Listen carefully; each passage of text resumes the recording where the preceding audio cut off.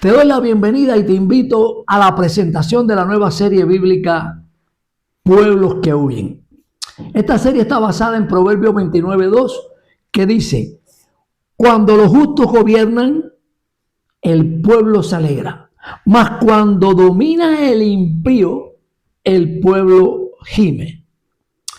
Estaba viendo por la televisión la terrible situación migratoria presentada en Ceuta y Melilla, aquí en España, y me sentí motivado a hablar de estos temas que se presentan a nivel mundial, en América Latina, en África, en Asia, en Europa. Por eso, a partir de hoy, entramos en esta batalla de las narrativas, donde se va a enfrentar la narrativa oficial humana y opresora contra el diseño divino, espiritual y libertador. La primera pregunta es: ¿de qué huyen los pueblos? Los pueblos huyen de la esclavitud, de la pobreza, de la falta de oportunidades, de falta de libertad, de la represión.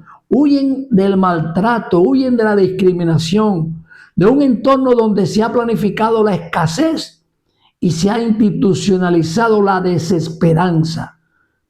Huyen de la obligación de vivir en la mentira, donde para sobrevivir se exige aplaudir al opresor y traicionar al prójimo.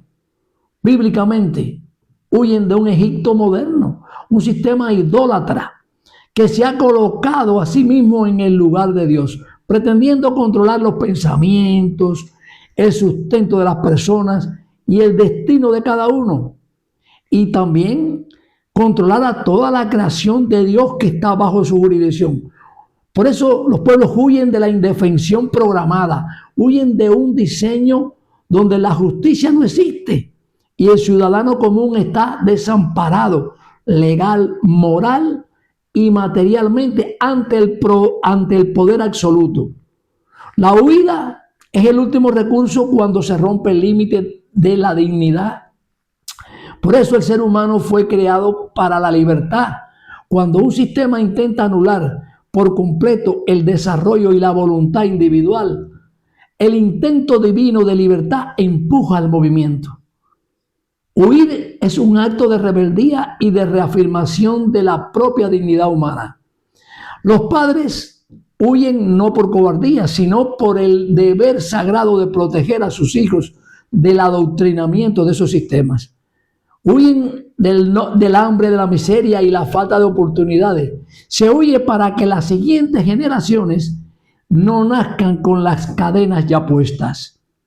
Los pueblos huyen cuando despiertan de la anestesia psicológica y se dan cuenta de que las promesas de igualdad y justicia social son una falsa ilusión perpetuada, utilizada para justificar la sumisión, el cautiverio y la esclavitud de esos pueblos.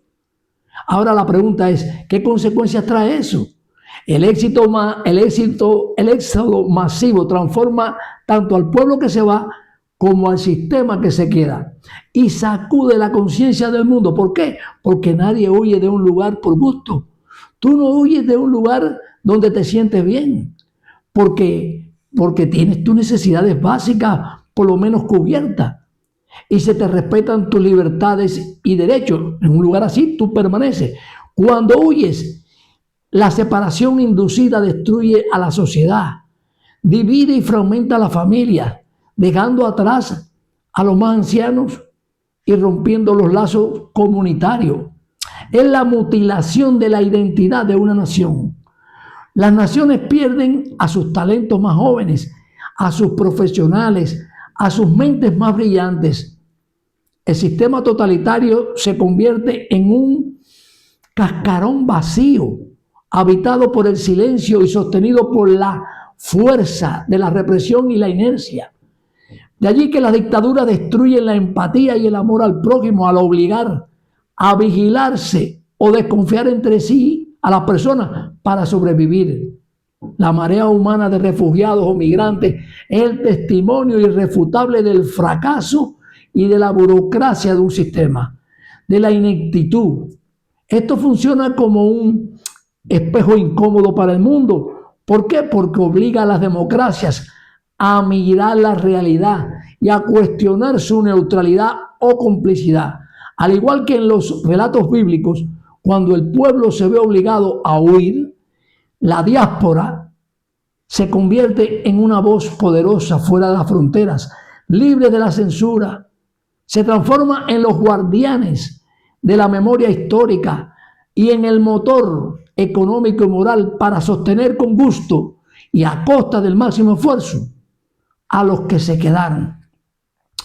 La mayor victoria de los que huyen no es solo cruzar una frontera, sino despertar la conciencia y comprender que nacimos para ser libres. El miedo nos hace creer que la jaula donde vivíamos es el único hogar posible, pero la conciencia nos recuerda que fuimos creados para la libertad. Cuando se despierta del letargo inducido, el monopolio del miedo pierde su poder y la esperanza recupera su nombre. Mirar hacia otro lado ante el éxodo de un pueblo es volverse cómplice del silencio que sostiene a sus opresores. Los pueblos no huyen por elección, caminan para testificar ante el mundo que la dignidad humana ha sido mancillada, que no se está respetando y que esa dignidad no tiene precio, no tiene fronteras, que la distancia no nos vuelva indiferentes. La historia no recordará a quienes impusieron el yugo, sino la valentía de los pueblos que caminaron firmes hacia su propia redención, que han creído que huir de la esclavitud es el primer paso del camino de regreso hacia la dignidad, hacia el progreso y hacia la libertad.